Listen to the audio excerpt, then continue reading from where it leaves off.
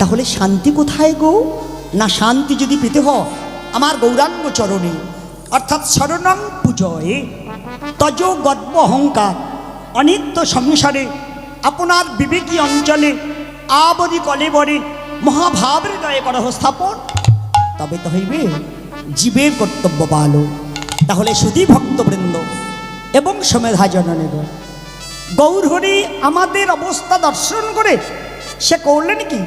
সেই গোলকের ঘন অমূল্য রতন আনিলেন নদেপুর, নিতায়ে রাখিয়া বিনয় করিয়া যাচি দিলেন ঘরে ঘরে। কেন?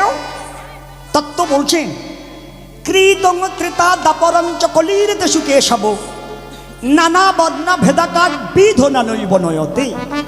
মানে সত্য ত্রেতা দাপ তিন যুগ অতিবাহিত হয়ে গেল, যে বস্তু রাধার ভাণ্ডারে গোপন ছিল গৌরহরি আমার মাথায় করে আনলেন। কেন গো? যখন এই পুণ্যক্ষেত্র ভারত শুষ্ক ধর্মের প্রবল উত্তাপে নিরস হয়ে পড়েছিলেন, মানুষ প্রাণে প্রাণে ব্যাকুল, শাস্ত্র তর্ক কোলাহলে দিগমণ্ডল যখন মুখরিত, ঠিক সেই সময় প্রেম অবতার শ্রী চৈতন্যদেব মরুভূমিতে বাড়ি বর্ষণের ন্যায় নাম ধর্মের অমেধারা সিঞ্চন করে দিলেন। কারণটা কি মায়েরা?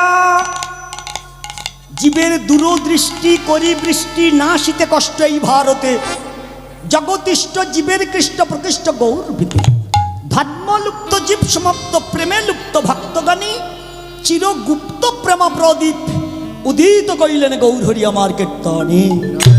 জানিদাই মাসকু গৌরাঙ্গ মহাপ্রভুর নাম প্রেমের তালিকা মাথায় নিয়ে যখন শ্রীবাস অঙ্গনে উপস্থিত হয়েছিলেন না, যেমন আপনারা এই বাসরের চারিপাশে বেষ্টন করে বসে আছেন, উনিও গিয়ে দেখলেন জোনার ভক্তরা সেই ঘরটার চারিপাশে বেষ্টন করে বসে আছে। তা বারবার করে লক্ষ্য করে দেখেছেন। তাই এরা যদি জানা লোক হয়, এরা যদি চেনা লোক হয়, একবার দেখলেই হয়ে যেত না? কারণ আপনাদের এই জায়গাটা আমি না হলে 5-7 বছর আগে একবার এসেছিলাম,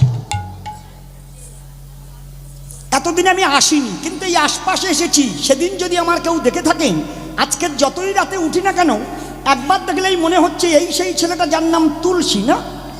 তাহলে আমাদের যদি একবার দেখলে হয়ে যায়, ভগবানের ভক্তরা ঘরটার মাঝখানে দাঁড়ালে ভগবান বারবার করে দেখলেন কেন?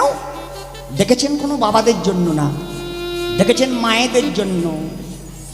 এই যে না না, আপনি চুপ। কি ভাগ্যবান আপনারা, বাবাদের দিকে তাকালেন না, তাকিয়েছে মায়েদের দিকে। কেন জানেন? সেই দাপরের মেয়েগুলো বর্তমান কলিতে সব ছেলে হয়ে আর বসে আছে। তা দেখতে লাগে না?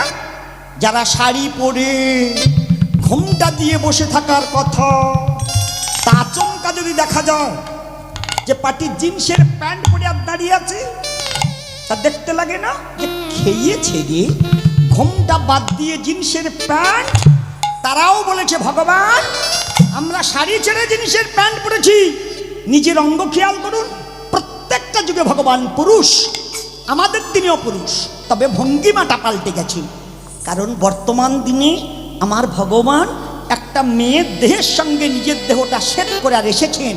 তাই চৈতন্য চরিতামৃত কৃষ্ণদাস কবিরাজ গোস্বামী কলম দিয়েছেন, শ্রীকৃষ্ণ শ্রীরাধার মিলিত শ্রী গৌরাঙ্গ, বলরাম নিত্যানন্দ, মহাবিষ্ণু সদাশিব অদ্বৈত, নন্দ জগন্নাথ মিশ্র, যশোদা শচী দেবী, শ্রীরাধার ভাবময় বিগ্রহ হলেন গদাধর, নারদ হলেন শ্রীবা, হনুমান মুরারি গুপ্ত, অক্রূর কেশব ভারতী, বৃহস্পতি বাসুদেব সার্বভৌমী, সুখদেব কৃষ্ণদাস গোস্বামী, বৃষভানু পণ্ডরিক বিদ্যানিধি, গর্গাচার্য লম্বা চক্রবর্তী, বেদব্যাস বৃন্দাবন দাস, দুর্বাসা গঙ্গা দাস, বসুদেব হলেন হারাই পণ্ডিত, ব্রহ্মা গোপীনাথ আচার্য, উদ্ধব পরমানন্দন পুরী, জগপত্নী জগদী শিরান্য। এই যে মায়েরা, মেয়েগুলো ছেলে হয়েছে কারা গো? ললিতা সর্বদামোদা, বিশাখা রামানন্দ রায়, চিত্রাবা বিরুদ্ধ শিবানন্দ সেন, চম্পক লতিকা রসোল্লার মাধব ঘোষ, ইন্দুরেখা গোবিন্দানন্দ ঠাকুর, রঙ্গাদেবী কলাবতী গোবিন্দ ঘোষ, সুদেবী গণতুঙ্গা বসুদেব ঘোষ, শ্রীদাম হল অবিরাম, সুদাম সুন্দরানন্দ, বসুদাম ধনঞ্জয় পণ্ডিত, সুবল হলেন গৌরীদাস, মধুমঙ্গল শ্রীধর পণ্ডিত, সুবাহু উদ্ধার চন্দ্রাবলী সদাশিব কবিরা ঋচুক মণিপুত্র ব্রহ্মা হরিদাস বৃন্দাদেবী মুকুন্দ দাস রুক্মিণী লক্ষ্মী দেবী সত্যভামা হলো জগদানন্দ যোগমায়া হলেন সীতা দেবী ইন্দ্রদুম্ন হলেন প্রতাপ রুদ্র। সেই ঘটনার মাঝখানে যখন বেষ্টন করে বসেছিলেন আমার গৌরাঙ্গ মহাপ্রভু নাম প্রেমের ডালিটা মাথায় নিয়ে হাত জোড় করে বলছিলেন, মা একবার হরি বল বলো, পা জড়িয়ে ধরে বলছিলেন বাবা একবার হরি বল বলো। লাস্ট পজিশন আমার ভগবান ধুলায় গোড় খেয়ে বলছিলেন একবার হরি বল বলো। তার 24 বছরের ছেলে 30 বছরের ছেলের সামনে গিয়ে হাত জোড় করে বলেছেন মেনে নেওয়া গেছে। 50 বছরের বাবার পায়ে হাত দিয়ে বলেছেন মেনে নেওয়া গেছে। লাস্ট পজিশন আমার ভগবান শুয়ে পড়ে বলতে গেলেন কেন? তাহলে কি বলা হবে যে ওনার কোমরে ব্যথা ছিল, বেশি সময় দাঁড়িয়ে থাকলে কোমর যন্ত্রণা হতো বলে শুয়ে পড়ে হরি বল বলেছে? কি তা না, ভগবান হয়ে দেখে নিল এহেন দেব দুর্লভ মানব দেহ মানব মনানন্দে এই ধুলো যদি গায়ে না মাখতে পারি তাহলে মানব দেহের সদ্গতি হবে না, হবারও না। প্রমাণ আপনার বিদায় বেলাটা দেখে নেবেন, আপনার বাপ ঠাকুরদা মারা গেলে দেখে নেবেন, সেদিন যদি আপনার সন্তান কোটিপতি হয়, সেদিন যদি আপনার জামাই লক্ষ টাকার গাড়িতে করে এসে নামে, মায়েরা দেখবেন সেদিন কেউ বলবে না যে 10টা টাকা ওনার সঙ্গে দাও। সেদিন গা সত্য লোক এক বাক্যে বলবে এক টুকরো মাটি ওনার সঙ্গে দাও। কারণ জীবনে কোনোদিন ধুলো মাখেনি, শেষবারের মতো এই ধুলোটা গায়ে মেখে আর গর্তের ভেতরকে ঢুকুক। তাই গৌরাঙ্গ মহাপ্রভু এই ধুলো মাখাবার জন্য যেই ব্যস্ত হয়ে পড়েছিলেন, আমার নিতাই বললেন এই পেস্টিজের দিনে ধুলো এরা কেউ মাখবে না। ভগবান বলেছেন কায়দা যদি জানতে পারি না, ধুলো শুধু গায়ের উপরে দেবে কি, ধুলো ভিতর পর্যন্ত দিয়ে দেব। কি করে দেয়া হবে? ওই যে মা, যেখানে যত বড় হরিবাসর হোক না কেন, যত রকমের প্রসাদ তৈরি করা হোক না কেন, সমস্ত প্রসাদ আমার ভক্তের হাতে হাতে দেবে। কিন্তু এই যে বাতসাটা আনবে না, এইটা কারোর হাতে দেবে না, এইটা আমার নাম করে আর লুট দিয়ে দেবে। মা, খুব দামি চট ওখানে পাতা নেই, আপনারা প্রত্যেকে এসেছেন জুতো পায়ে দিয়ে এসেছেন, জুতো পাশে খোলাই আছে, তবু আমাদের এই নায়ক বাবা 2 কেজি বাতসা নিয়ে আর ছড়া। দেখুন সেই সময় কি হুড়ুহুড়িটা বাঁধে। বিশেষ করে আমাদের এই মায়েরা, ধাক্কা লেগে ছেলের দাঁত ভেঙে যায় তাও রাজি।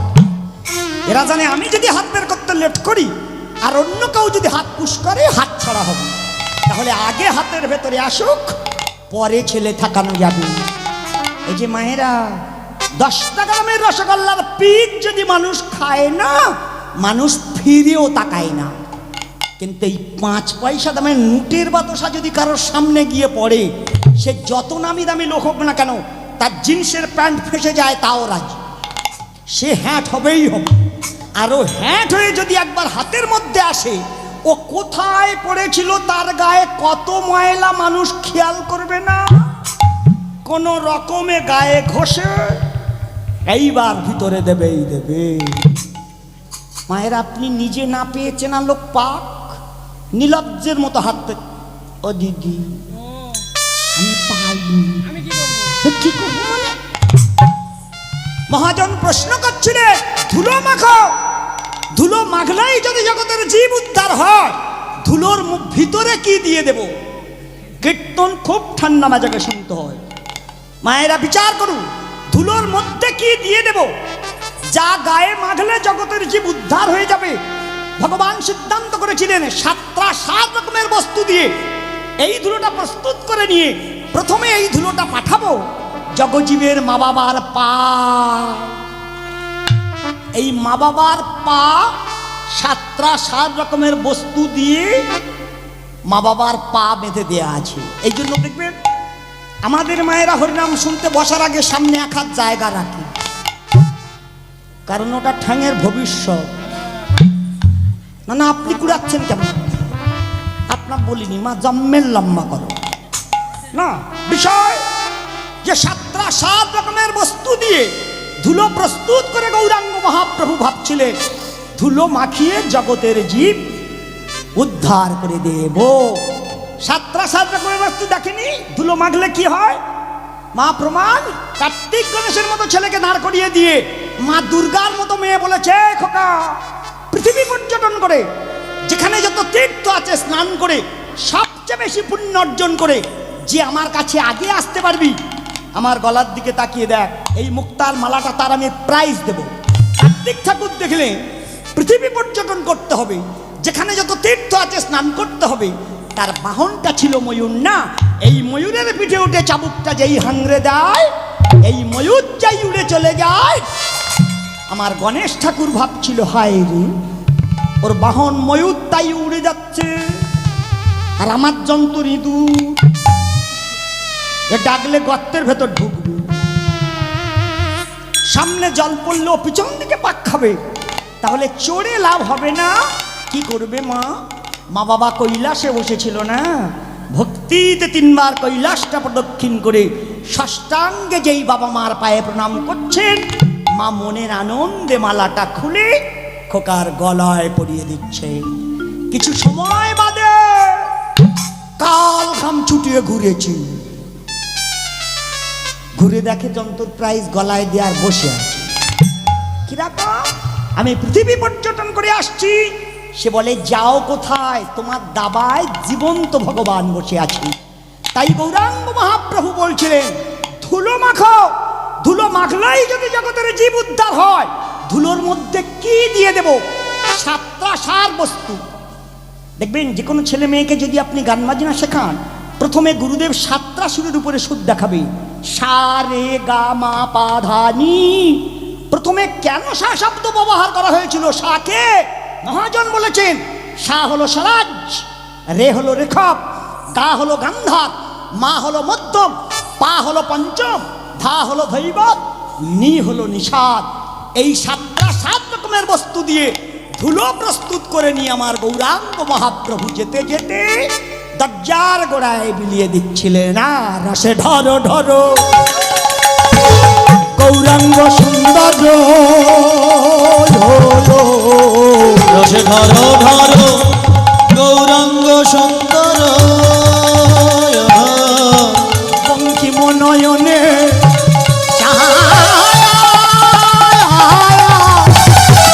বঙ্কিম নয়নে রসে ধরো ধরো গৌরাঙ্গ সুন্দর, বঙ্কিম নয়নে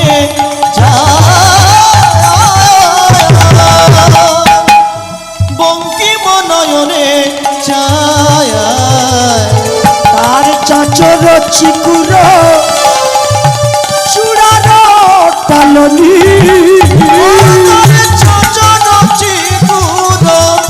চূড়ার টালনি, তার চাচর চিকুর চূড়ার টালনি, তার চাচর চিকুর চূড়ার টালনি। দেখো তোলায়ে তোলায়ে যা, দেখো দোলায়ে দোলায়ে যায়, না দোলাতে আহায় আপনি দোলে, যে না দোলাতে আপনি দোলে, আর দোলে মালা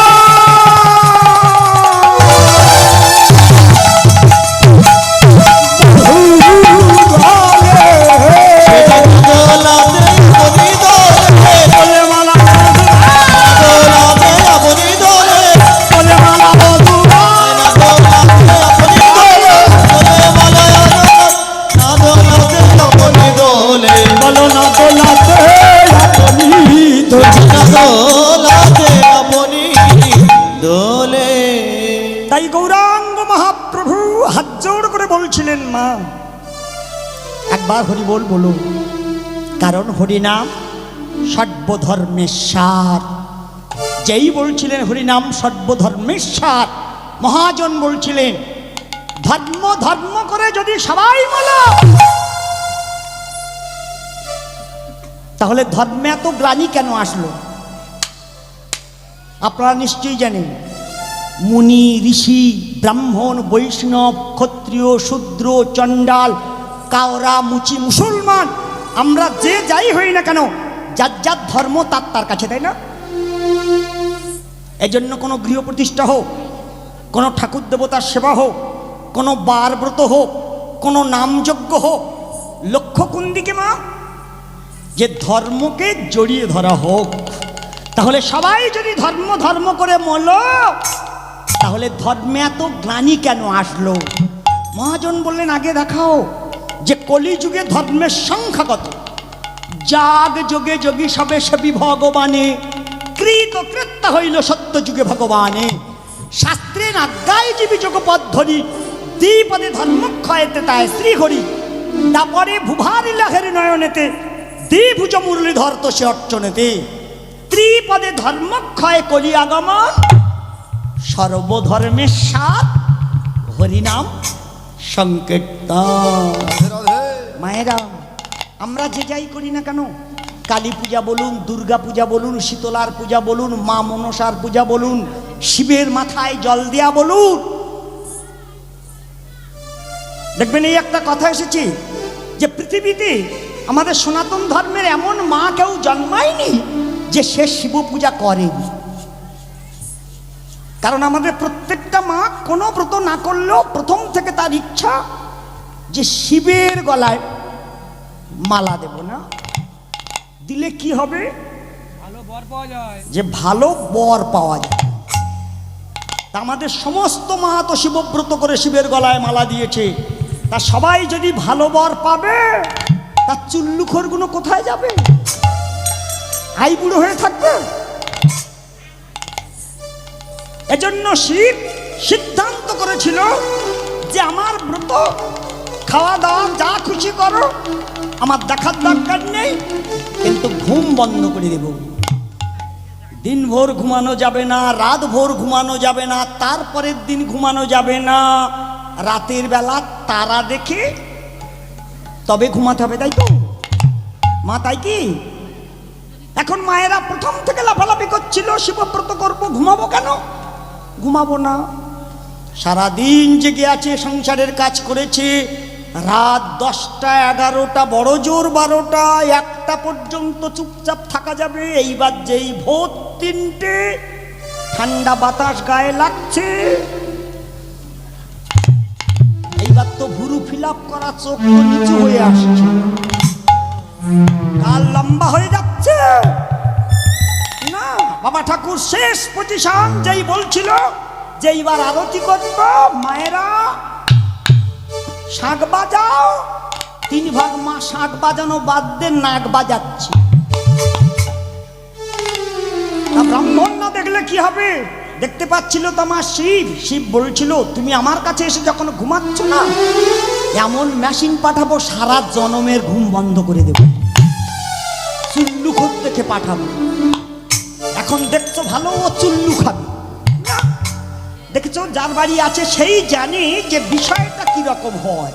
মায়েরা কত কষ্ট করে মা রান্না করে রেখে দিয়েছে, কোথা থেকে কাদা হোড় মেখে লুঙ্গি পরা ভাতের হাঁড়িটা পাকার ভেতর ঢুকে। তখন আকুল প্রাণে কেঁদে উঠে বলে, হা শিব, ডাকলাম তোমার আর ভূতটার পাঠিয়েছ। শিব বলবে তুমি তো ঘুমিয়েছ, তাই ঘুম ভাঙানো মেশিন পাঠিয়ে দিয়েছি, সারা জনম আর নিশ্চিন্ত হয়ে ঘুমাতে দেবে না। মা আপনি যে ব্রত করেছিলেন ওদিনে 24 ঘন্টা আপনার হাতের মধ্যে কি রাখা হয়েছিল?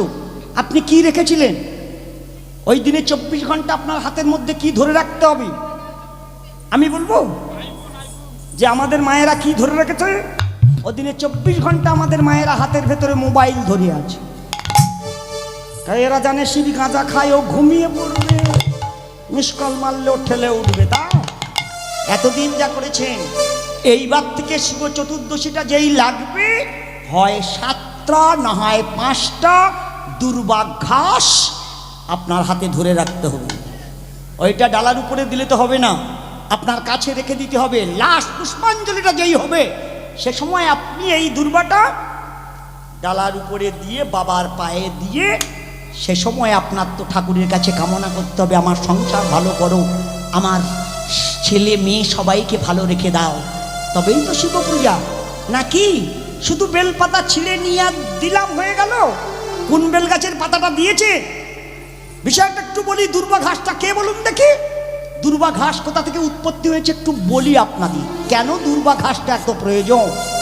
আমি এতগুলো নাম বলছিলাম না, যে যোগমায়া সীতা হয়েছিল কোন দিনের কথা জানেন? সেই যেদিন 14 বছরের জন্য রামের বনবাস হয়েছিল। এই 14 বছর পূর্ণ হতে 10 মাস বাকি কি হলো? পঞ্চবটির বনে গিয়ে উনি কুটির নির্মাণ করেছিলেন। এই পঞ্চবটির বনে যে এই কুটির নির্মাণ করলেন, এখানে একটা মেয়ে ছিল, রাবণের বোন শূর্পণখা। উনি দূর থেকে আমার ভগবানের রূপ দর্শন করে উনি ভাবছিলেন, হায় হায় মায়েরা, রাক্ষসী যে মানুষ ধরে সেবা করে, সেই রাক্ষসী আমার ভগবানের রূপ দর্শন করে খাওয়া তো দূরের কথা, তার মনে হচ্ছিল ওই যে কুটিরের মধ্যে যে বসে আছে, এই রূপটায় সারা বন আলোয় আলোকৃত হয়ে গেছে। যদি জীবন সঙ্গিনী করতে হয়, যদি কারোর সঙ্গে ভালোবাসা করতে হয়, যদি জীবনটা সমাপন করে দিতে হয়, ওই যে বসে আছে ওর পায়ে সমস্ত কিছু সঁপে দেব। আর রাক্ষসী ভগবান দর্শন করে তার হৃদয়ে প্রেম জন্মেছে। তা মায়াবী তো সৌন্দর্য একটা মেয়ের রূপ ধারণ করে যেখানে আমার রাম বসে আছে, সেখানে গিয়ে হাত জোড় করে বলেছে, হে রাম, আমার জীবন যৌবন মন প্রাণ সবকিছু তোমার দিয়ে দিয়েছি, তুমি আমার উদ্ধার করো। রাম মেয়েটার ভঙ্গিমা দেখে মনে মনে ভাবছিল, বুঝেছিল ও এই জন্য এসেছ। বারবার যাই বলছিল, আমার জীবন যৌবনটা সব তোমার দিয়ে দিয়েছি। রাম বললেন, আমার সঙ্গে এসেছি, ভিতরে কুটিরের মধ্যে বসে আছে, সুতরাং ডবল বিবাহ করব না, আমাকে বলে লাভ হবে না। ওই দরজার কাছে যে দাঁড়িয়ে আছে, ওর সঙ্গে কেউ আসেনি, ওকে বলো, ও তোমার বাসনা পূর্ণ করলেও করতে পারি। যেই রাম বলেছে, লক্ষণের দিকে ঘুরে দেখলেন না, যেমনই রাম তেমনই লক্ষণ, দুজনারই সমান রূপ। হাত জোড় করে লক্ষণের দিকে বলতে যাবে, লক্ষণ বলে বসেছে, আপনার ভুল হলো। আমার দাদার মতো মানুষ দেখি, তারপরেও আমার দিকে ঘুরে দেখলেন। আমি ভৃত্য, আমি পদসেবা করবার জন্য এসেছি। প্রভু যার আশ্রয় দিতে পারে না, আমি ভৃত্য হয়ে তার আশ্রয় দিতে পারি? আমার দাদা খুব দয়ালু, একটু ভালো করে বলুন, আপনার কাজ হবে। উনি শুনেই ঘুরে বলেছে, আমার ঘোড়াটা ঠিক হয়নি, জীবনে আর কারোর দিকে ঘুরবো না, এই প্রতিজ্ঞা করছি তোমার সামনে দাঁড়িয়ে, কারোর দিকে আর তাকাবো না, তুমি আমার উদ্ধার করো, আমার জীবন যৌবন সব তোমার দিয়েছি। রাম শুনে বলল, লক্ষণ, ওর নিজের বলতে কিছু রাখিনি, ও সব কিছু যখন আমার দিয়ে দিয়েছে, তা আমার তরফ থেকে একটু দাও। কি দেব? ওর নাক কানগুলো কেটে আর মাটি ফেলে দাও।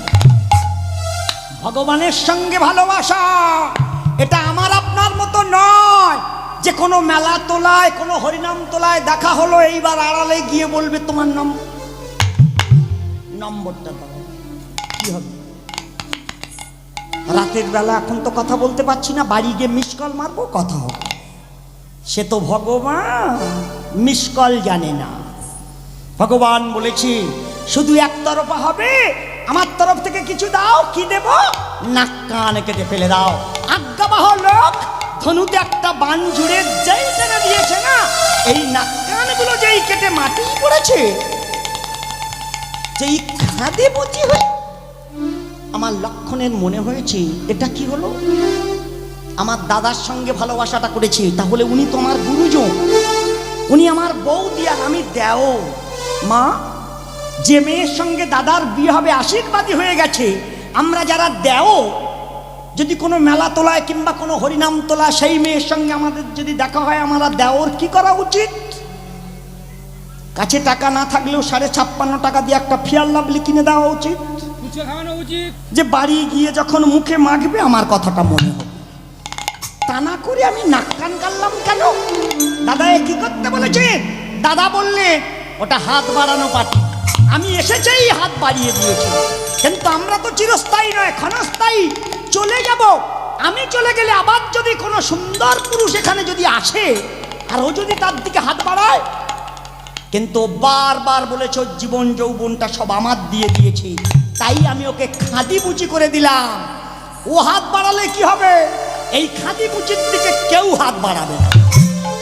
মায়েরা, সুন্দরী হলে মানুষ পিছনে ছুটবে, কই দু চোখ টারা হোক। যদি গাঁটির পয়সায় পান কিনে বলে এটা খাও, সে বলবেন না আমার মার জ্বর, টনিক আমার কাছে দাঁড়াবে না, পাটি আমনাম নিকে দেব না, তাই খাদি বুঝি করে দিলাম। ও হাত বাড়ালে কি হবে? যেই রাম বলছিল হাত বাড়ানো বাটে শূর্পণখা বলছিল, জানো আমি কে? রাবণের বোন আমি। আমার ভালোবাসায় 2 নম্বরই। তুমি এত পুরুষ বলে, বেটা ছেলে বলে এত অহংকার। দাদার কথায় আমার নাক কানগুলো কেটে মাটিয়ে ফেলে দিয়েছো। এইবার তোমাকে একটা অভিশাপ করছি, তোমার দাদাকে ঠেকাতে বলো। আমার লক্ষণ চমকে উঠেছে, অভিশাপ করি তোমার, যে নাক কানটা কেটে মাটি ফেলে দিয়েছো না, আর লীন হবে না, কাঁকর হয়ে মাটিতে বিরাজ করবে। আগত কলিতে কোমরে কলসি করবে। আমার এই নাক কান কাঁকর হয়ে সেই কলসির মধ্যে বিরাজ করবে, আর তুমি কলিতে তাই হয়ে হরিবল বলতে বলতে আসবে। সেদিন আমার দাদা এই কলসিতে করে মাল খাবে। যেদিন আমার দাদার সঙ্গে তোমার দেখা হবে, এই কলসিটা ছুঁড়িয়ে তোমার কপালে মারবে। যেমন ধারালো অস্ত্র দিয়ে আমার নাক কান কেটে মাটি ফেলে দিয়েছো, সেদিন এই কাঁকর তোমার কপালটা বৃদ্ধ করে দিয়ে তোমার রক্তটা মাটিতে ফেলে দেবে। দেবে দেবে। মায়েরা, আমার লক্ষণ কি দয়ালু, হাত জোর করে বলেছে মা মা মা গো। মা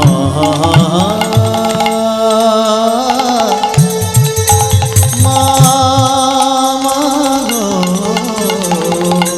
আহা তোমার দাদা যদি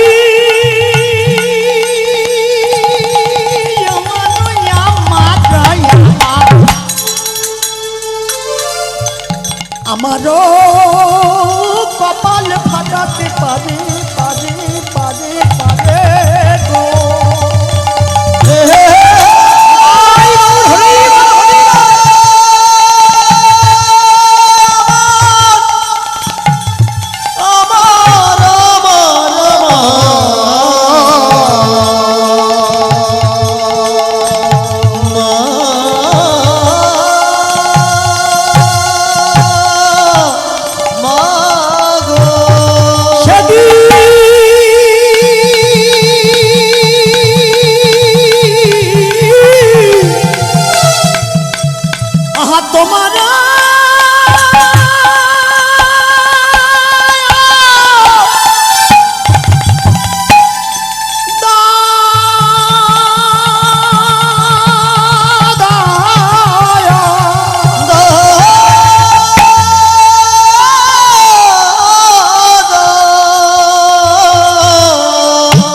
জগতের এই ভব যন্ত্রণায় আর জ্বলিতে হবে না।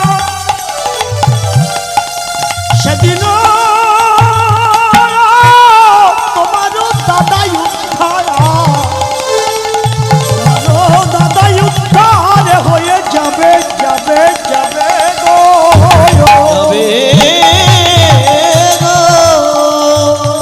আস্তে আস্তে মায়েরা, একজনার অভিশাপ আর একজনার আশীর্বাদ। উনি বললেন আমার এই নাক কান কাঁকর হয়ে তোমার কপাল ফাটিয়ে রক্ত নিচে নামাবে। উনি বলে দিলেন যদি সত্যই তোমার দাদা আমার কপালটা ফাটিয়ে দেয়, সেদিন তোমার দাদার আর ভব যন্ত্রণা সহ্য করতে হবে না, সেই দিনেই উদ্ধার হয়ে যাবে। কি দিয়া নেয়া মা, আপনি আমি তো ছাড়, ভগবানের দাদা হরিনাম বলতে বলতে আসছে। এদিন এই ঘটনাটা ঘটেছিল বলে জগাই মাথায় কলসিতে করে মাল খাচ্ছিল। বন্ধ কর, হরিনাম বন্ধ কর। যেই নাম ছাড়লো না, কলসি যেই ছুঁড়ে দিল, এই কপালটা ফেটে রক্ত নিচে নামছে। হরিদাস ঠাকুর ছুটে গিয়ে যেই বললেন দাদা রক্তপাত করেছে কে? জগাই মাথায়। আমার মহাপ্রভু নিরামিষ ভোগী, কিন্তু উনি হট টেম্পারি ছিলেন। অতটা কারোর কাছে কোনো মতেই ওই ভাবটা দেখায়নি, হাত দেখালেই হাত দেখিয়ে দিয়েছি, কিন্তু দয়ালু ছিল আমার নিতাই। শোনার সঙ্গে সঙ্গে চক্রটাকে দেখেছে সুদর্শন, ওদের দুজনের ক্ষমা নেই। যেই চক্র গর্জন করে ছুটে আসছিল, আমার নিতাই ছুটে গিয়ে পা জড়িয়ে ধরে বলেছে আসার আগে কথা দিলে অস্ত্র না ধরিব করে প্রাণে কারো না মেরে, কলি জীবের মারিব না মেরে। মায়েরা, নাম দিয়ে যাদের মারার কথা তুমি অস্ত্র ব্যবহার করলে, ঘুরতে বলো। দাদা পা জড়িয়ে ধরেছে বলে ভগবান বললেন যাও তুমি গোলক বৃন্দাবনে চলে যাও। দাদা মানা করছে। যেই চক্রটা একটা পাক খেতে গেল, কানাটা ভেঙে নিচের দিকে আসছে। যেই কানাটা ভেঙে নিচের দিকে আসছিলেন, ভগবান বললেন আজ তোমার গোলক বৃন্দাবনে নয়, আজ থেকে তুমি আমার সঙ্গে মর্তধামে পূজা করবে। কই বলুন দেখি, যে সুদর্শন চক্র বর্তমান দিনে আছে কোথায়? আমরা প্রত্যেকটা মা বাবা তার সেবা করে থাকি। প্রত্যেকটা মা বাবা সেই দেবতা দেখেছি, কিন্তু মানে বুঝি না। ও দিদিমা, কাছাকাছি বসো, দূরে বসলে গল্প জমে। ভালোবাসার লোকের তো গায়ে গা দিয়ে বসতে হবে। বিষয় মায়েরা, বিষয় কেমন হচ্ছে না? আছে কোথায়? দেখবেন কোন বৈষ্ণবে যদি হরিরাম চালায়, এই যে বাসকটা চলছে না, এখানে যদি কোনো বৈষ্ণব আসে, এই নগর কীর্তন যখন বের হবে দেখবেন বৈষ্ণব ঠাকুর একটা কালো ঠাকুর বুকের মধ্যে জড়িয়ে ধরে নিয়ে যাচ্ছে না, নামাবলী জড়ানো আছে ঠাকুরটা। এই ঠাকুর আপনার বাড়ি গেলে আপনি চাল দেওয়ার জন্য ব্যস্ত হবেন না মা। এই ঠাকুরের পিছনটা আলগা হয়ে আছে, এক গ্লাস জলে একটা তুলসী পাতা ছেড়ে দিয়ে এই ঠাকুরের পিছনটা ডুবিয়ে নিয়ে আপনার ছেলে মেয়ে সংসারে যত মানুষ আছে সবাইকে খাইয়ে দেবে। এই ঠাকুরটাই সেই ভগবানের হাতে সুদর্শন চক্র না, খন্তা ঠাকুর নামে উনি পরিচিত। এই খন্তা ঠাকুর না এলে তো মালসা ভোগ বসাতেই পারবে না। হয় নাকি মালসা ভোগ? মালসা ভোগ অন্য কোনো দেবতার সামনে বসানো যায় না। খন্তা ঠাকুর যত সময় না বসবে, মালসা ভোগ অন্তত বসানো যাবে না। এটা নিয়ম হরিবাসরে না। এইবার বলছিল বিষয়টা একটু বলবো আপনাদের কাছে। রাত যদিও খুব ভারী, তবু একটু বলবো যে আমাদের হিন্দু ধর্মের মায়েরা কিংবা বাবারা পঞ্জিকা থেকে বলছে যে মল মাস পড়েছে, এই মাসে ছেলে মেয়ের বিয়ে দেওয়া যাবে না, এই মাসে ব্রত করা চলবে না, এই মাসে ঠাকুরের মুখ ঢাকা দেওয়া দরকার, এই মাসে ভোগ না লাগানোই ভালো। আমি প্রশ্ন করতে চাই যে এই মল মাসটা কি? মল মাস উৎপত্তি কোথা থেকে? মল মাসে কেন ব্রতটা করতে নেই? কেন বলছে হিন্দু ধর্মের মা বাবা যে ঠাকুরের মুখ বেঁধে দাও? আপনারই জানা কথা, কিন্তু তত্ত্বটা কি অপূর্ব লুকিয়ে আছে দেখুন। দেখবেন আমার রামের 14 বছর বনবাস হয়েছিল না, কেন 14 বছর হলো? কেন ওনার একদিন কম হতে পারলো না, একদিন বাড়া হতে পারলো না? কি মায়েরা 14 বলছে কেন? এই কারণে বলা হয়েছে যে যার উদ্ধার করবার জন্য উনি যাচ্ছিলেন, রাবণের ছেলের ইন্দ্রজিতের বদ্যে আছে 14 বছর অনাহারে অনিদ্রায় নারীর মুখ দেখবে না, তার হাতে ছাড়া ওনার মৃত্যু হবে না। বিষয়টা খুব ভালো করে বুঝুন। আমার রামের বনবাস হয়েছিল লক্ষণের নয়, কিন্তু আমার রাম জানতো যেই লক্ষণ অনাহারে থাকতে পারবে, অনিদ্রায় থাকতে পারবে, নারীর বদন দেখতে পারবে না। একটা মানুষ 14 বছর অনাহারে থাকবে, আপনিও থাকতে পারবেন, কারণ আমরা সেই যোগ জানি না। আমাদের জিহুবা নিম্নগামী হয়ে গেছে। এই জিহুবা কোনো মা কোনো বাবা যদি যোগের দ্বারা ঊর্ধ্বগামী করতে পারে, তাহলে তার বাইরের কোনো জিনিস আর খাওয়ার দরকার হবে না। আমনামনি বায়ু ভক্ষণ হয়ে উদর ভরে যাবে। আমার লক্ষণ এই যোগ জানতো, তাই তাই ওনার বহির জগতের কোনো জিনিস খাওয়ার প্রয়োজন হয়নি। তাই এজন্য লক্ষণ সঙ্গে নেওয়া হয়েছিল যে 14 বছর খাবে না, ঘুমাবে না, নারীর বদন দেখবে না, ইন্দ্রজিৎকে মেরে দেবে। ওদিকে রাম যখন বনে যাচ্ছিল, ভরত বাড়ি ছিল না, উনি মামার বাড়ি ছিল। এসে যেই শুনল যে দাদার বনাচারী করেছে, কে? রাজত্বের সবাই বলছে তার মা করেছে, বাড়ির সবাই বলছে যে আমার মা শুধু আমাকে রাজা করবার জন্য বাড়ি থেকে ভগবান তাড়িয়ে দিয়েছে, শুধু রামের বনাচারী করেনি, বাড়ি থেকে ভগবান বের করে দিয়েছে। ভরত পাগলের মতো জড়িয়ে ধরে বলেছিল, মা তুমি মন্দির প্রতিষ্ঠিত করে রেখেছ, যে মন্দিরে দেবতা বিরাজ করে না, সে মন্দির কোটি কোটি টাকার প্রয়োজন, কি খরচ করে কি লাভ পাবে মা? তুমি তুমি রাজত্বের লোভে এটা কি করে দিয়েছ? তুমি ভগবান তাড়িয়ে দিয়েছ।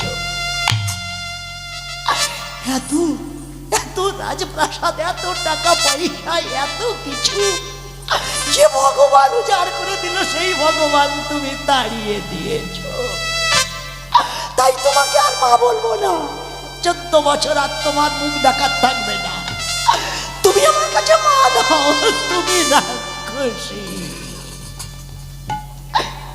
কইকেই মাথা হেঁট করে মনে মনে রাম রাম করছিল, আমি আমার দাদাকে ফিরিয়ে আনবো, ভগবান এনে আবার ভগবান ফিরিয়ে এনে এ মন্দিরে আমি আবার প্রতিষ্ঠিত করে দেব, আবার আমার ভগবান আমি ফিরিয়ে আনবো। নিজের বড় মা জড়িয়ে ধরে বলেছিল, তুমি একবার চলো না গো। ছোট্ট মা পা জড়িয়ে ধরে ভরত বলছিল, আমার মা আমার রাজা করবার জন্য ভগবান তাড়িয়ে দিল, অতএব তুমি সেই বাড়ির ছোট মা। আমার দাদার বনবাস হলো বলে তুমি তোমার ছেলে তার পায়ে সঁপে দিলে, তোমার সঙ্গে তো আমার মার তুলনা করা চলে না, একবার চলো না, দাদাকে ফিরিয়ে আনবো। সবাই গিয়ে যেই বনের মাঝখানে উপস্থিত হয়েছিলেন, ভরত পা জড়িয়ে ধরে বলছিল, আমাকে দেখে, শুধু আমার মুখের দিকে তাকিয়ে আমার মাকে ক্ষমা করা হোক, আমার মাকে তুমি ভুলে যাও, ওগো তোমার নানি আমি ঘরে যাব না, যাব না।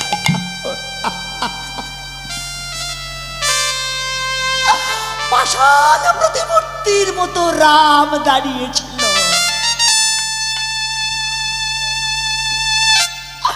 লক্ষণকে জড়িয়ে ধরে আকুল প্রাণে কাঁদতে কাঁদতে লক্ষণ ফিরে রামে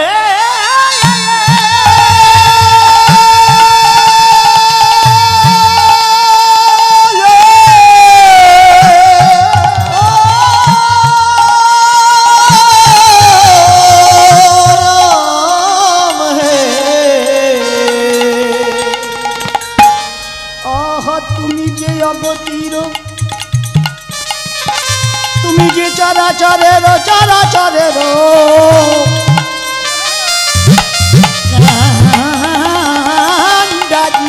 তুমি যে চরাচরের কান্ডারি,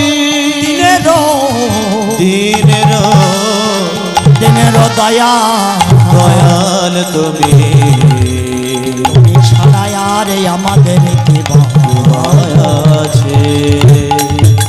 মায়েরা, ভগবান ফেরাবার জন্য ভরত যেই পা জড়িয়ে ধরে কাঁদছিল, রাম দেখছিল, যেই বনাচারী হয়ে আসছিলাম বাবা তো বেঁচে ছিল, তাহলে বাবা মারা গেছে?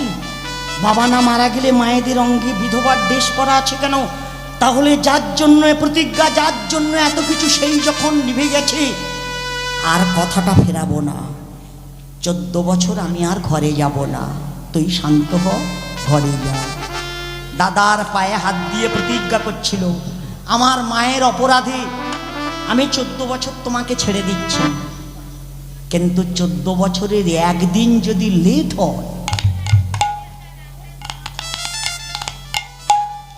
তাহলে এসে আর আমার জীবন্ত মুখটা দেখতে পাবে না, আমি জ্বলন্ত আগুনে পুড়ে মরব। রামের পায়ে হাত দিয়ে প্রতিজ্ঞা করা হলো 14 বছর ছাড়া হবে, 14 বছরের একদিন লেট করা হবে না। কি মায়েরা, তা 14 বছর পূর্ণ না হলে ইন্দ্রজিৎ মরবে না। আর 14 বছরের একদিন যদি লেট হয় ভরত মারা যাবে। তাহলে রাবণ কোন দিন মরেছিল?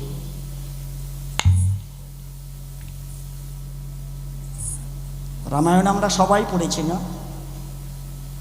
ইন্দ্রজিৎ যতদিন যুদ্ধ করেছে, রাবণ তো যুদ্ধেই আসেনি, উনি একবার এসেছিল, লক্ষণকে শক্তিশাল মেরে দিয়ে চলে গেছিল, আত্মযুদ্ধেই আসেনি। ইন্দ্রজিৎ মরার পর তবে উনি বারবার যুদ্ধে এসেছে। তাহলে সেই দিন পাওয়া গেল কোত্থেকে? পূর্ণ দিনে যদি ওনার ঘরে আসতে হয়, পূর্ণ দিনে যদি ইন্দ্রজিৎ মারতে হয়, তাহলে উনি রাবণ কোন দিন মেরেছিল? হিসাবটা কি অপূর্ব দেখুন মায়েরা। এই পৃথিবী যখন তৈরি হচ্ছিল না, পৃথিবী হচ্ছিল কি করে? প্রথমে তুই মাটি ছিল না, জল, নারায়ণ ঘাস ছিল না, অনন্ত শয্যার উপরে শয়ন করেছিলেন, মা লক্ষ্মী তার পদসেবা করছিলেন। দেখবেন আমার নারায়ণ শয়ন করেছিলেন, কিন্তু মা লক্ষ্মী শয়ন করেনি। মায়েরা ঘুমায় না, মায়েদের দূরদৃষ্টি। বাবা ইনকাম করে আজকের 500 টাকা ইনকাম করার প্রয়োজন হয়ে গেছে, এইবার নাক ডাকাবে, কিন্তু মা ওই 500 টাকা নিয়ে নাক ডাকাবে না। 500 টাকায় হবে, আমার মেয়ে বড় হয়ে যাচ্ছে না। মা দূরদৃষ্টি হয়, লক্ষ্মী দূরদৃষ্টি ছিলেন, তাই পায়ের কাছে বসেছিল, ঘুমাচ্ছিল না। না, কি করছিল? স্বামীকে সন্তুষ্ট করবে বলে পায়ে হাত দিয়ে পদসেবা করছিল। তা আমাদের মায়েরা তো সব লক্ষ্মী অংশে জন্মগ্রহণ করেছে। এখানে যারা বসে আছেন সমস্ত মা লক্ষ্মী অংশে জন্মগ্রহণ করেছে না? তা পদসেবা করো। হ্যাঁ করে করে, দিনে 3-4 বার করে করে। তা করি না?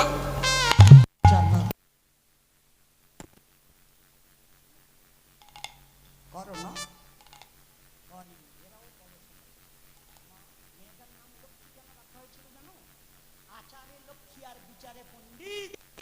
ছেলে মেয়ে আচার শেখে মার কাছে, আর বিচার শেখে বাবার কাছে।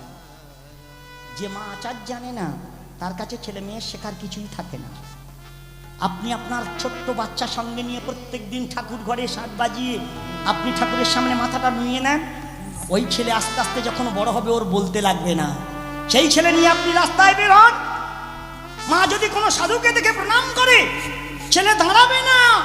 সে যে নতুন জামা প্যান্ট পরে আছে, রাস্তায় শুয়ে পড়লে ধুলো লাগবে, এইটা আর মাথায় কাজ করবে না তা। সে জানে আমার মা প্রণাম করেছে, এখানে আমার প্রণাম করতে হবে। সে নতুন জামা প্যান্ট, তাতে কি সে শুয়ে পড়ে সাধু ধুলো গায়ে মাদু। এগুলো আচার, আচারে লক্ষ্মী, বিচারে পণ্ডিত। যেমন মায়েরা আচার না, তেমনি পণ্ডিত মানুষ ছাড়া বিচার করতে পারবে না। ওই মূর্খ মানুষের হাতে বিচারের ভাত দিন, দেখুন কোথাকার জল কোথায় পাঠায়, সে বিচারের দবা করে না।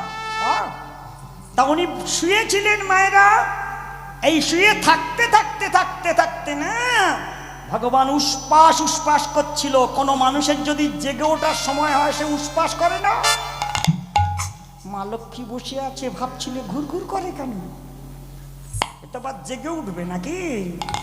মা এই উষ্পাস করছিল বলে মর্তের মায়েরা বাবারা তাকে সন্তুষ্ট করবার জন্য, প্রসন্ন করবার জন্য আকাশ প্রদীপ তুলেছিল।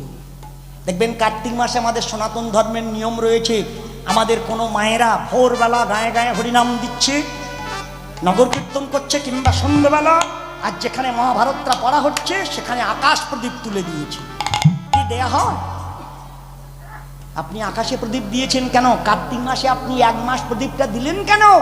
আমার কৃষ্ণ সবে হাঁটতে শিখেছিল, এই হাঁটা শিখে উনি এত বদমাশি করছিল, মাথার কোমরে দড়ি বেঁধে উৎকলের সঙ্গে বেঁধে দিয়েছিল, গড়িয়ে যা না। কৃষ্ণ সেটা টানতে টানতে উঠানের পাশে দুটো গাছ আছে, মাঝখান থেকে কৃষ্ণ বলে চলে গেল, উৎকলটা বেঁধে গেল। কৃষ্ণ এত জোরে টানলো, দুই গাছ ভেঙে পড়েছে। মা চমকে উঠে বাইরে তাকিয়ে দেখি সর্বনাশ, আমার ছেলে গাছ চাপা পড়েছে। উনি ছুটে যাইয়ে দেখতে এলো, কৃষ্ণ কি দেখবে, দেখে দুই গাছের মধ্যে থেকে দুই দেবতা আবির্ভাব। এই দেবতা, যেই দুটো দেবতা দেখতে পেয়েছি, মা ব্রাহ্মণ কোথায় পাবো, কে মন্ত্র বলবে, কার ডাকবো? মা তাড়াতাড়ি করে একটা প্রদীপ জ্বেলে নিয়ে আরতি করছে। আর দেবতা চলে যাচ্ছে না, মনের আনন্দে বলে যেতে, রাধে গোবিন্দ রাধে গোবিন্দ রাধে গোবিন্দ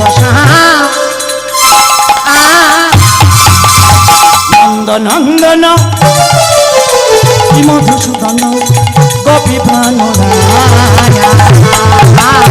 রাধে গোবিন্দ রাধে গোবিন্দ রাধে গোবিন্দ নন্দনন্দন শ্রী মধুসূদন গোপী প্রাণ রাধে গোবিন্দ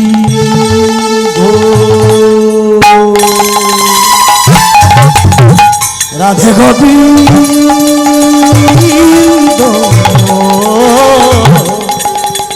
রাধে গোবিন্দ নন্দনন্দন মধুসূদন গোপী প্রাণ গোবিন্দ রাধে গোবিন্দ রাধে গোবিন্দ নন্দনন্দন মধুসূদন গোপী প্রাণ বেণুধারী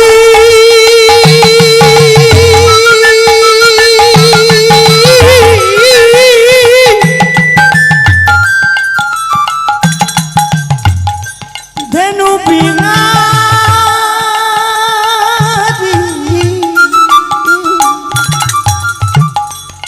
অগ তুমি বৃন্দাব মনোহর বেণুধারী ধনু বিহারী বৃন্দাবন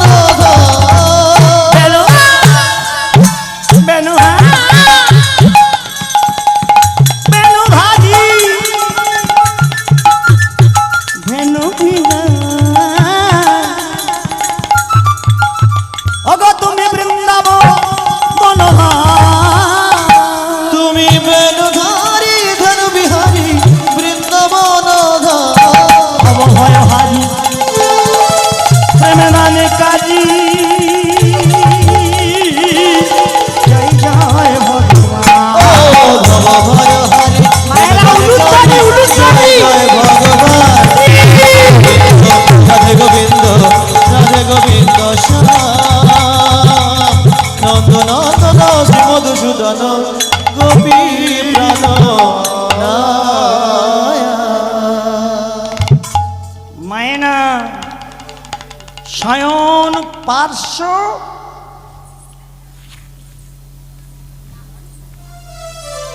উত্থান আর ভৌমি, বছরে 24টা ব্রত মায়েদের করাটা খুব দরকার। 24টা যদি না পারেন 4টে করুন। কি? শয়ন পার্শ্ব উত্থান আর ভৌমি।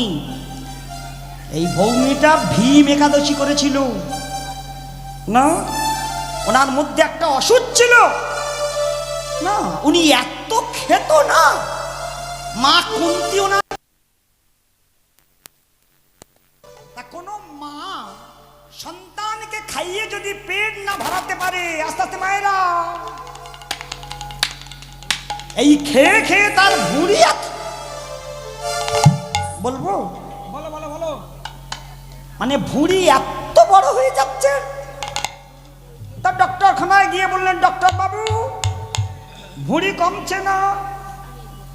ডক্টর বললেন এভরিডে 2 পিস রুটি খাও আর ডায়েট কন্ট্রোল করো, ভোরবেলা শুয়ে ঘুমালে হবে না, 100 কিলোমিটার রাস্তা 5 বার আপ ডাউন করো, 6 মাস করো, ভুঁড়ি যদি না কমে ওষুধ দেবো। তা 2 পিস রুটি, 100 কিলোমিটার রাস্তা, 5 বার আপ ডাউন করতে ভুঁড়ি কমা যেমন তেমন আরো বড় হচ্ছে। এইবার ডক্টর বাবু ভুঁড়ি কমছে না। ডক্টর ডেকে বলল, কমছে না, তুমি ডায়েট কন্ট্রোল করো। হ্যাঁ। তুমি খাওয়া দাওয়া করছো কি? ওই যে 2 পিস রুটি। কি 2 পিস রুটি খাচ্ছ? 100 কিলোমিটার রাস্তা 5 বার আপ ডাউন করছো, তবু ভুঁড়ি কমছে না? সে বলে না। ডক্টর ভাবতে লাগলো, জিজ্ঞাসা করেছে তুমি আগে কটা খেতে? সে বলে আগে 30 থেকে 35টা খেতাম। এখন কটা খাচ্ছ? 2টো। ডক্টর চিন্তায় পড়েছে, ওর কি ওষুধ দেব? রুগী একটু পাকষ্ট তো। রুগী বলে, ডক্টর বাবু আগে আমি 3.5 কেজি আটার 35টা রুটি করতাম, এখন আমি সেই 3.5 কেজি আটার 2টো করছি। ভুঁড়ি কমবে?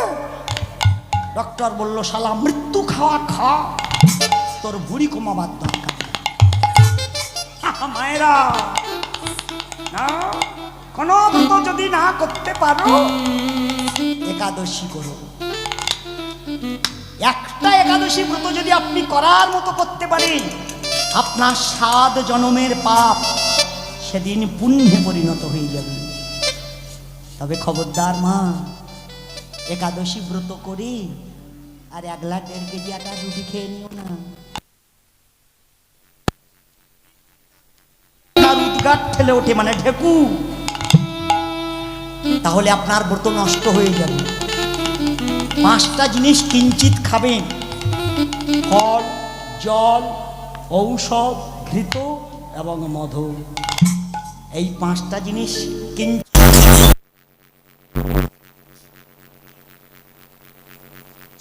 পাগলির আট এ নিয়ে কাল কাটাস, আর তাও যদি না করতে পারিস, খাল আছে বাড়ির কাছে,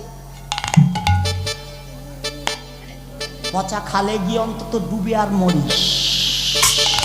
মা কোথায়? ভগীরথ যে খালটা এনেছিল, আপনাদের ওই খালটা না, গঙ্গাসাগরে, তাতে উদ্ধার হবে না। সেজন্য ভগবান উনি শয়ন করেছিলেন না। যেই মা দেখলো 2 দেবতা অদৃশ্য হয়ে যাচ্ছে, প্রদীপ জ্বালিয়ে দিয়েছে। এই জন্য কার্তিক মাস ভোর আপনি আপনার বাস্তের সবচেয়ে উঁচু জায়গায় আপনি প্রদীপ জ্বালিয়ে দেবেন। অন্য ব্রত করার দরকার নেই। এই কাত্যায়নী ব্রত করে তবে মেয়েগুলো কৃষ্ণের সঙ্গে রাসে যোগদানের যোগ্যতা অর্জন করেছিলেন। আমাদের মায়েরও দীপ জ্বালিয়ে দিচ্ছে। কি দিয়ে জ্বালাচ্ছ মা? কেরোসিন দিয়ে? কেরোসিন দিয়ে।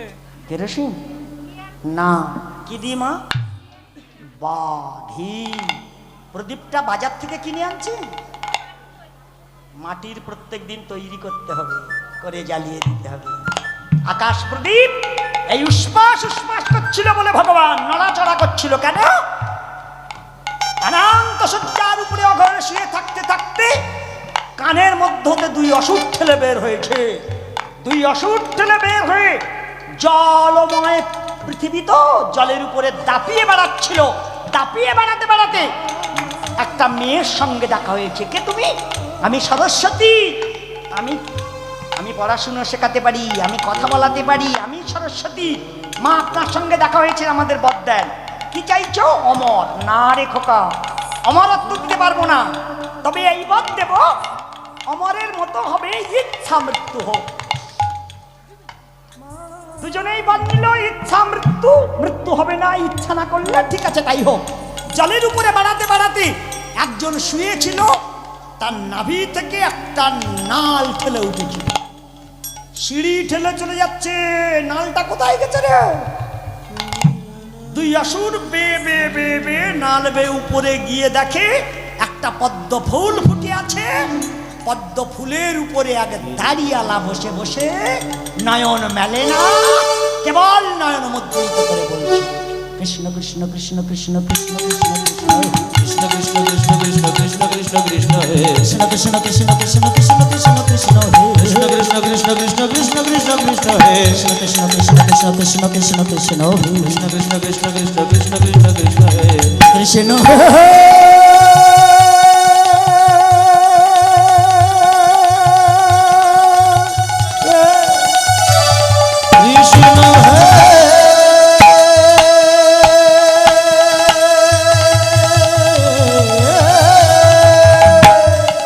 কৃষ্ণ কৃষ্ণ গে কৃষ্ণ গে কৃষ্ণ গে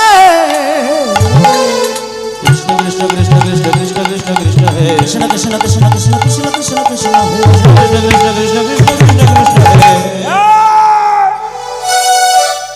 কেউ এই ওর ডাকাত দরকার নেই। দুই অসুর বললেন ও যখন নয়ন মেলছে না, ও শুধু বিড়বিড় করছে, যখন ওকে গিলে খেয়ে না হোক। দুই অসুর যেই হাত পড়েছে দুই দিক থেকে, এই সাউন্ডটা শুনে উনি নয়ন মেলে দেখলেন দুই অসুর আমাকে খেয়ে নেবার জন্য বদন মেলে দাঁড়িয়ে আছে। ভয়ে পালাবার জায়গা পেল না। ভগবান উদ্ধার করো, ভগবান তুমি বাঁচাও। যেই ভগবান বলে ডেকে উঠেছে না, সুদর্শন চক্র হাতে ভগবান। কারা তোমরা? এখন শত্রুর সঙ্গে দেখা হলে যেটা হয় যুদ্ধ, 550 বছর ধরে যুদ্ধটা করতে করতে আমার ভগবান ক্লান্ত হয়ে দাঁড়িয়েছে।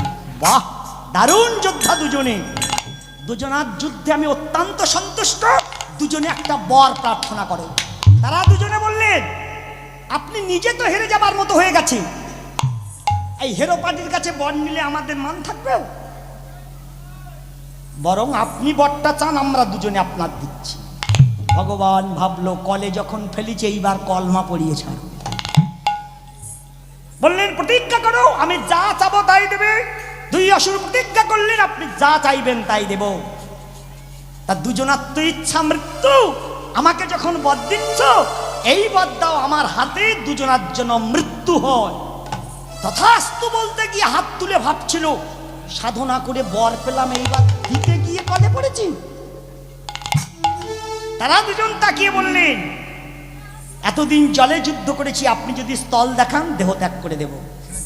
ভগবান এই দক্ষিণ রুট এত বিশাল করে বাড়িয়ে দিচ্ছিল, সমুদ্র পুরে উঠছিল। দুই অসুর যেই মাথা পেতে দিল, সুদর্শন চক্রতে কাটতে কাটতে কাটতে কাটতে এত মেদ জমেছিল, এই মেদ জলের সঙ্গে মিশ্রিত হয়ে গিয়ে মাটি তৈরি হয়ে গেল, পৃথিবী তৈরি হয়ে গেল। যেই পৃথিবী তৈরি হলো, দুই অসুর শেষ সময় বলল, এটা কি হচ্ছে? পৃথিবী কি হবে? এইবার মানুষ সৃষ্টি করব। দুই অসুর বললেন, তাহলে আমরা দুজন লীন হব না, আমাদের জায়গা দিতে হবে। তোমরা আবার থাকবে? হ্যাঁ। আমরা ইচ্ছা মৃত্যু থেকে যখন আমরা সত্যি সত্যি আপনার কথা রাখতে গিয়ে দেহটা ত্যাগ করছি, আমাদের জায়গা দাও। ভগবান বললেন, তোমাদের জায়গা দেব কোথায়? আমি যে মানুষ সৃষ্টি করছি, যে মানুষ দীক্ষা দেবে না তার কানের ভেতরে ঢুকো। এই জন্য গুরুদেব এসে কানে কানে মন্ত্র দিচ্ছে। কেন? গালে তো ছাঁদা ছিল। তা গালে না হয় চুল্লু খেয়েছে, কাজ হবে না, নাকে তো ছাঁদা ছিল। তা গাল নাক বাদ দে কানে। মা, কানের মধ্যে কি আছে? না, আপনার এই কানটা, বাইরের যে কানটা আপনি দেখছেন, আপনার বাইরে যে চোখটা আছে না, এই চোখে কাজল পড়েছেন না? দেখবেন রাশে একটা পদে বলা হয়েছে, মেয়েগুলো একটা চোখে কাজল পড়েছিল, একটা কানে দুল পড়েছিল। তা মা, কোনো ভালোবাসার মানুষের কাছে কোনো মেয়ে যদি যায়, ছেলে মোটর বাইক এনে দাঁড়িয়ে আছে, মেয়েটাকে নিয়ে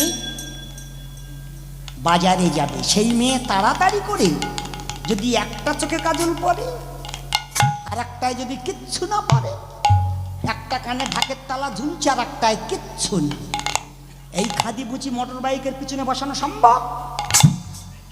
তাহলে মেয়েগুলো পাগলি হয়ে গেছিল না আমার ভগবান পাগল হয়েছিল? কেউই পাগল হয়নি। মহাজন বলছিলেন, দেখবে যদি সেই মূরতি, চোখ দুটো করে রেখা,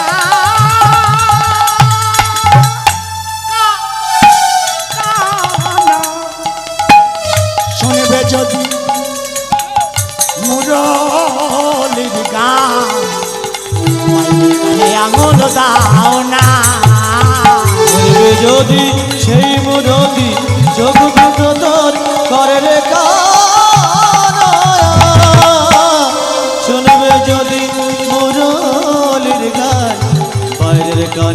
তোর দানা যদি কাঁদিতে পারো মাগো কান দিতে পারো, যদি কাঁদিতে পারো গান দিতে পারো হে গোবিন্দ তোমার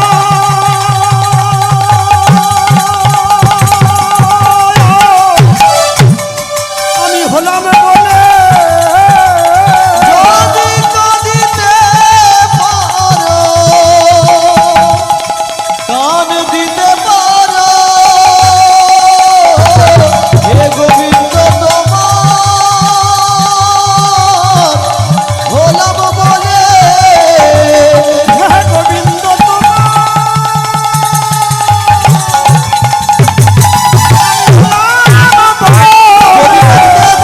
দিতে পারো গোবিন্দ তোমায় হলাম যদি কাঁদিতে পারো গান দিতে পারো কাঁদিতে পারো গোবিন্দ তোমার হলাম বলে কাঁদিতে পারো গান দিতে পারো যদি কাঁদিতে পারো কান দিতে পারো, যদি কাঁদিতে পারো গান দিতে পারো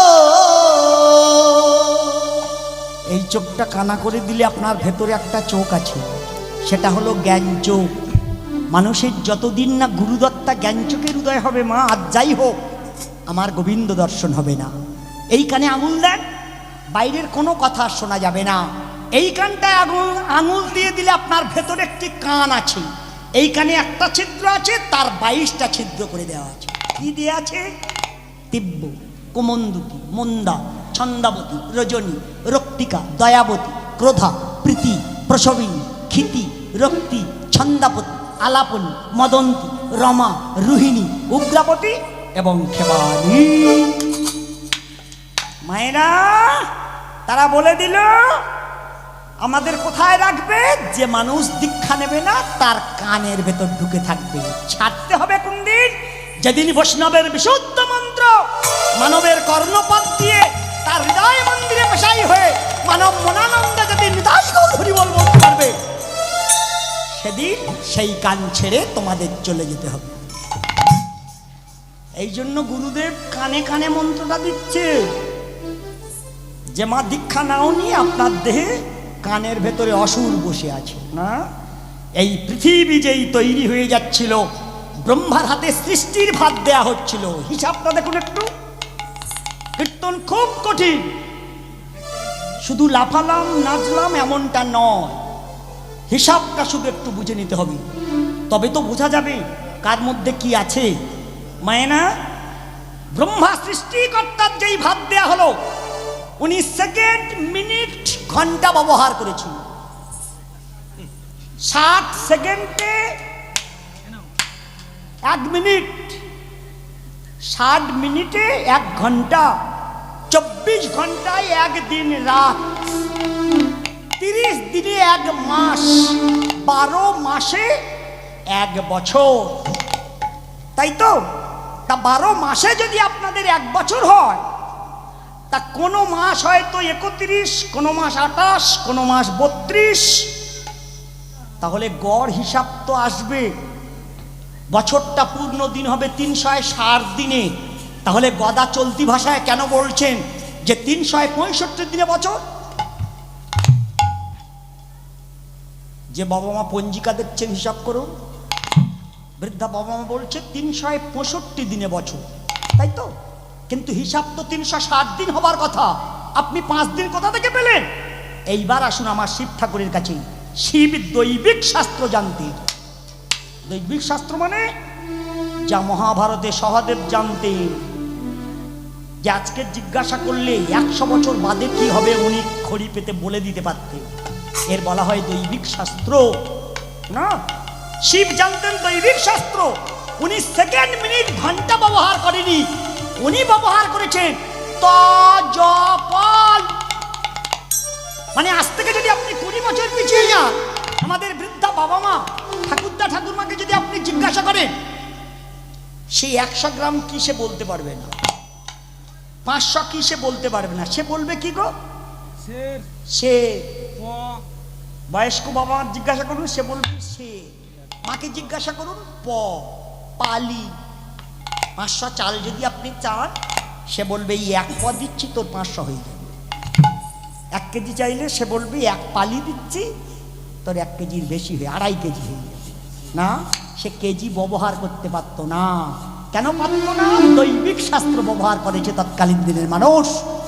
সেই জন্য ত জ পল এই সেকেন্ড মিনিট ঘন্টা বাদ দিয়ে যদি ত জ পল ব্যবহার করা হয়, এই 30 দিনে যে 1 মাস আমাদের পূর্ণ হচ্ছে, এই সেকেন্ড মিনিট ঘন্টাটা বাদ দিয়ে ত জ পল ব্যবহার করলে 31 দিনে 1 মাস হচ্ছে। 1 দিন সময় বাড়া পাওয়া যাচ্ছে। তা মাসে যদি 1 দিন করে বাড়া পাওয়া যায়, 12 মাসে 1 বছর, তাহলে 2 বছরে 24 দিন পাওয়া যাচ্ছে। আর হাফ বছর না হোক 30 দিন হচ্ছে না?